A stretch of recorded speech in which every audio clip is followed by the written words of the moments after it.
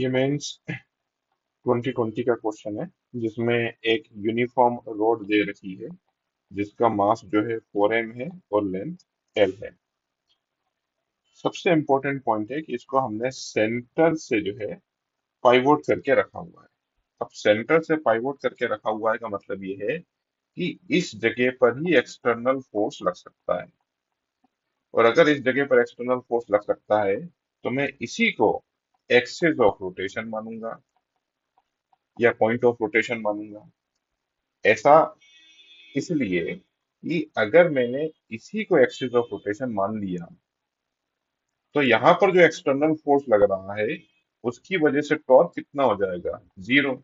और जैसे ही torque zero होगा मैं एंगुलर मोमेंटम कंजर्वेशन लगा दूंगा। तो एंगुलर मोमेंटम कंजर्वेशन हर पॉइंट पर नहीं लगाया जा सकता।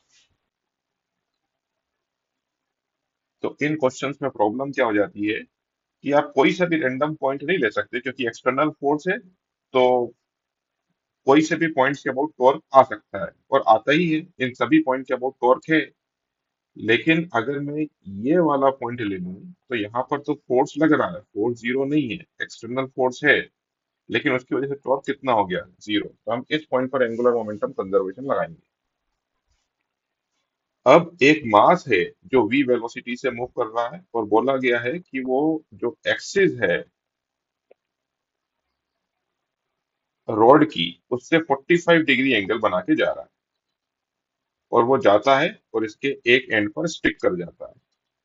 अब स्टिक करने के बाद में कंबाइंड सिस्टम का एंगुलर वेलोसिटी ओमेगा क्या होगा वो हमको निकालना है। तो देखिए, मैं एंगुलर मोमेंटम कंजर्वेशन लगा रहा हूँ और मैंने आपको बता दिया है एंगुलर मोमेंटम कंजर्वेशन हम इसी पॉइंट के अबाउट लगाएंगे। तो initial angular momentum should be equal to final angular momentum. तो ये जो वेलोसिटी है v पार्टिकल की, इसके दो कंपोनेंट कर लेते हैं। अब चूंकि 45 एंगल है तो हमें ध्यान देने की जरूरत ही नहीं है। एक component v by root two होगा और दूसरा कंपोनेंट भी v बाय रूट टू होगा। तो ये तो रेस्ट पर है रॉड, तो इसका एंगुलर मोमेंटम होगा नहीं। और ये पार्टिकल का ये वाला वेलोसिटी ही रिस्पॉन्सिबल है एंगुलर मोमेंटम के लिए। ऐसा क्यों? ऐसा इसलिए कि हम एंगुलर मोमेंटम का जब फार्मूला लिखते हैं तो हम इसको लिखते हैं आर क्रॉस पी, और फिर मैं इसको लिख सकता हूं कि मैं इसको आर परपेंडिकुलर इंटू पी लिख सकता हूं, या मैं आर इंटू पी परपेंडिकुलर लिख सकता हूं। तो आर क्या होता है? ये आपका एक्सिस ऑफ रोटेशन है या पॉइंट ऑफ रोटेशन है, और इस एंड की बात हो रही है, तो ये आपका आर हो गया। अब इसके परपेंडिकुलर वाला वेलोसिटी या मोमेंटम मुझको लेना है। तो मैंने मास लिया m, वेलोसिटी लिया v बाय रूट टू, और परपेंडिकुलर डिस्टेंस लिया l बाय टू। ये देखिए, r l बाय टू है और उसके perpendicular momentum m v by root two है। This will be equal to, अब जब ये रॉड एक ही बॉडी बन चुकी है पार्टिकल से स्टिक करने के बाद में, ये देखिए ये पार्टिकल जो है वो स्टिक कर गया है, इसका मास है m, और ये इस पॉइंट के अबाउट रोटेट कर रहा है। तो अब मैं आई ओमेगा लगा देता हूँ क्योंकि एक पूरी बॉडी बन चुकी है जो ओमेगा से रोटेट कर रही है। तो मैं पहले तो ये 4m मास देखता हूँ और ये एक्सिस देखता हूँ। मोमेंट ऑफ इनर्शिया कितना लिखूंगा मैं इसका? टोटल मास है 4m, m, इसका लेंथ है l, l स्क्वायर, सेंटर पर है तो 12, प्लस अभी मेरे पास में एक मास और है जो कि l बाई टू की दूरी पर है, तो l बाई टू का स्क्वायर इंटू ओमेगा, आई ओमेगा।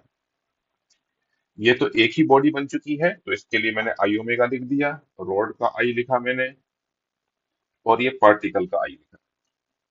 पहले रॉड का मोमेंट ऑफ इनर्शिया था नहीं, ये पार्टिकल जा रहा था, इसका परपेंडिकुलर मोमेंटम जो है वो v बाय रूट टू के करस्पॉन्डिंग लिख दिया, और लेंथ जो है वो l बाय टू के करस्पॉन्डिंग लिख दी। अब इसको सॉल्व कर लेते हैं।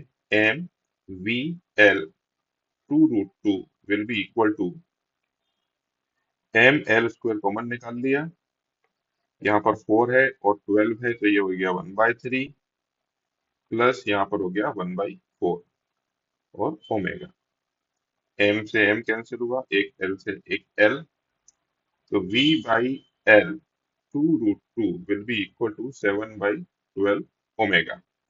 यहाँ पर फिर से 12 टू से कैंसिल हो गया, तो this implies omega is 6v by root two L. तो 6v ऊपर तो कहीं नहीं दिख रहा है, एक काम करते हैं, 6v, अच्छा 7 भी रहेगा, ओके ओके। तो ये आपका 7 नीचे चला जाएगा, और इसको मैं बोल सकता हूँ 3√2, तो this is 3√2v by 7l, 3√2v by 7l। So our answer is C.